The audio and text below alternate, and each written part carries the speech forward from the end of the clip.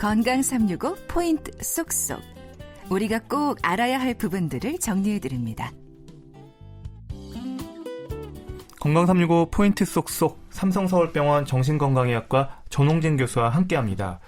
교수님, 그러면 우울장애가 깊어지면요, 이 양극성 장애로 발전한다는 게 맞나요? 그러니까 우울증이 계속 있다가 갑자기 좀 기분이 좋아지는, 그리고 또 나빠지는, 이렇게 조울로 갈 수 있다라는 얘기가 있던데요.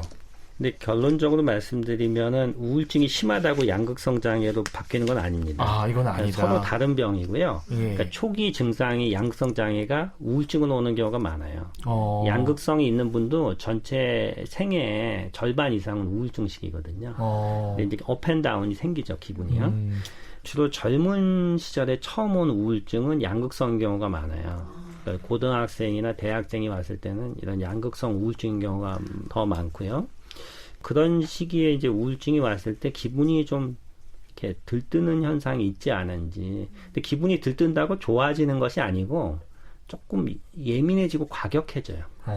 좀 공격적이 된다. 그러니까 이제 그런 현상들이 있습니다. 그래서 그런 것들 조금 주의해서 봐야 됩니다. 실제 환자분들 중에 조울증, 양극성 장애 환자분들을 보시면 좀 주의해야 될 점이나 계절이나 아니면 좀 기분이 좀 업됐을 때 좀 일어나는 일들이 있다고 이렇게 들었는데요. 그러니까 보통 뭐 아주 기분이 뭐 조증같이 업이 아주 심하게 되면 누구나 봐도 알 수 있을 정도로 말이 빨라지고 에너지가 증가되지만 살짝 기분이 예민해질 경우는 어떻게 되냐면 예를 들어서 누가 야단을 치거나 이렇게 이야기를 했을 때 과다한 반응이 나와요. 오히려 반응이 폭발해가지고 놀라게 돼요. 이렇게 야단 친 사람이 이제 움찔한다고요. 그래서 회사라든지 학교라든지 이런 데서 과다한 문제가 생긴다는 거죠. 그래서 그런 경우에 가만 보면은 밤낮이 바뀐다든지 또 밤마다 폭식을 한다든지 그 생리 전에 굉장히 예민해진다든지 그리고 감정 기복이 심하고요. 이런 특징들 보여요. 또 공황이 있는 경우도 많아요. 호흡곤란이요. 왜냐하면 사람이 이렇게 숨이 답답해지잖아요. 그러면은 호흡이 점점 곤란해지면 폭발하지 않으면 못 견디게 돼요. 숨이 이렇게 차 올라오면서 확 나가는 거죠. 그래서 그런 게 있는지 확인을 해야 돼요. 그런 게 계속 있으면은 사회생활에 심각한 지장을 주게 되거든요. 어떤 식으로 지장이 나나요? 그러니까 직장을 못 다니게 되는 거죠. 뭐 이렇게 좀 일도 막 걸리고 막 그런 것들도 있나요? 그런 경우도 있죠. 에너지가 증가돼서 일을 벌린다든지 무리하게 뭐 투자를 해가지고 손해를 보는 경우도 있는데 보통 젊은 여성들이나 젊은 친구들은 그렇게 하는 경우도 있지만은 이렇게 좀 이렇게 다툼이나 갈등이 있는 경우가 많아요. 그럼 이런 게 노인들에게도 양극성 장애가 있을 수 있나요? 보통 대부분 젊은 사람들 얘기 같은데요. 예. 그러니까 젊을 때 양극성 장애 생겨서 노인까지 이제 지속된 경우가 있는데 나이가 들면 조금 진폭이 줄어들기는 해요. 근데 이제 노인 때 처음 생긴 경우 있죠. 이제 양극성 장애가 감정 기복이 그런 경우는 양극성인 경우보다는 뇌에 어떤 문제가 있는 경우가 많아요.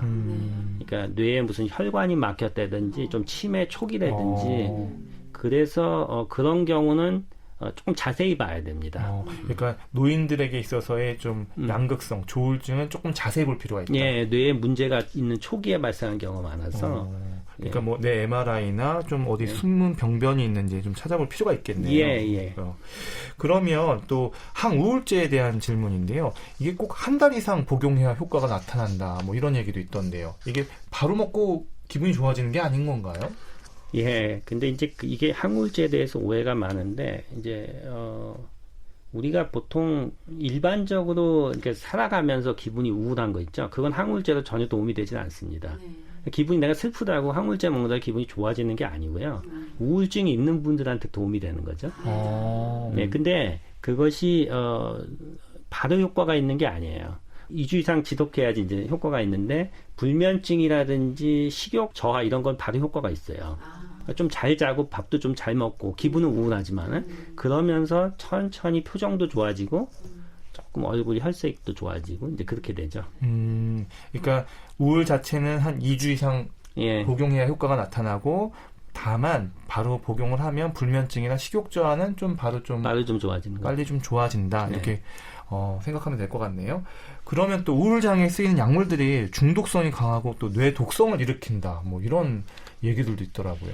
예, 저희가 이제 그런 거에 대해서 여러 가지 연구들 국내적으로 연구가 있는데 약물의 어떤 독성 중에서 이제 여러 가지가 있는데, 이 우울증이 약이 이제 치매나 이런 걸 일으킨다, 뭐 이런 얘기가 있는데, 그거는 사실이 아닌 걸로 지금 밝혀졌어요.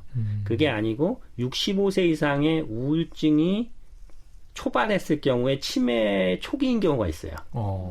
그러니까 약 때문에 치매가 되는 게 아니고, 치매 초기 증상이 우울증인 경우가 있는 거예요. 그게 이제 오해가 되면 안 되고, 그 다음에, 예를 들어서, 뭐, 중독이 된다든지 이런 거는 그거는 영향이 없습니다. 단지, 약간 속이 안 좋다든지요. 어떤 경우에는 조금 멍이 잘 든다든지, 뭐, 이렇게 몇 가지 특성이 있는 경우가 있어요. 근데 다 그런 건 아니에요. 그래서 저희가 그런 것들 계속 확인하죠. 예, 이렇게 큰 부작용이 있는 경우는 흔치는 않습니다. 네. 보통 마지막 질문인데요. 우울하고 수면이 아주 밀접한 것 같은데요. 네. 아니면 불면증을 치료하면 또 우울이 좋아지는 건지, 아니면 우울증을 치료하면 또 수면이 좋아지는 건지, 좀 한번 정리 한번 해주시죠. 둘 다 도움이 됩니다. 근데 우리가 불면증이 다 우울증에서 오는 건 아닌데요. 우울증에서 불면증이 오는 경우 우울증을 치료하는 것이 상당히 중요해요. 수면을 잘 하는데. 근데 저희가 조금 말씀드리고 싶은 거는 잠이 안 온다 그래서 그냥 수면제를 복용하는 경우가 많아요. 근데 우울증에서 이렇게 불면증이 온 경우에는 수면제를 복용하는 걸 추천하지 않아요. 왜냐하면은 그것이 기분에 오히려 좋지 않은 영향을 줄 수도 있고, 또 먹다 안 먹으면 더 잠이 안 오는 경우도 많아요. 가끔 또 폭식을 유발하기도 하고요. 그러니까 우울증하고는 잘 안 맞아요. 그래서 잠이 안 오고 또 우울하고 이런 경우는 그게 어떤 치료를 받는 것이 좋은지 잘 확인을 하고 시작을 하는 것이 이제 좋고요. 그게 이제 단지 약으로만 하는 것이 아니고 그 생활 리듬을 아까 제가 잘 조절해야 된다 그랬잖아요. 그러니까 특히 오전 중에 굉장히 우울해져요. 그러니까 계속 누워 있는다고요. 아무것도 안 하고 이제 그런 것들을 피해야 돼요.